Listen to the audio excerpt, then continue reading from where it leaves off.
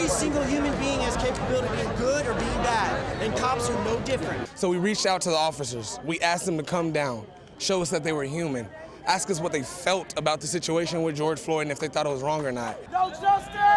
And Commander Evelith said, "Do you want to join the march?" And I said, "Absolutely." They put down their shotguns, their batons, they moved their bikes, brought out the assistant chief, and even shook hands with us.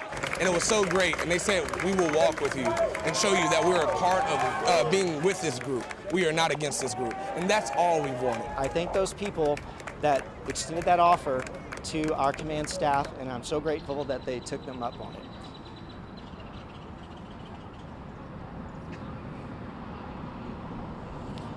So, last night there were conversations that I've been wanting to have this whole weekend. It broke my heart every time. This is why you got the officers talking to the crowd over there, because they understand our pain. APD is trying to at least show us that they care about what's going on. They're showing solidarity to the community. They're showing us that they care. I honestly believe that officers care very deeply for our community. Otherwise, we wouldn't have chosen this profession.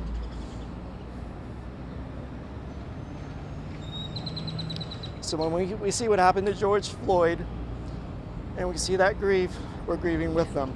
And I realize that these people are human too, that a lot of them have mixed lives, mixed families and things like that. And we come out here and we get so angry and we forget that they're just here to live. Just keep walking, no justice! They came out and did a unity walk with us. They locked arms and walked the entire block just to come out here and show some type of solidarity. Because we've been out here crying for the entire weekend, just for their silence to be awakened. They listened to our cries. From night one to this night right here has been such an amazing transformation. It's actually such a blessing.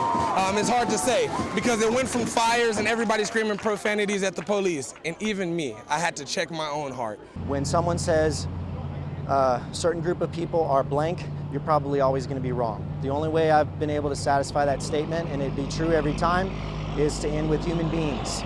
So all black people are human beings. All immigrants are human beings. All gays and lesbians are human beings. And all cops are human beings.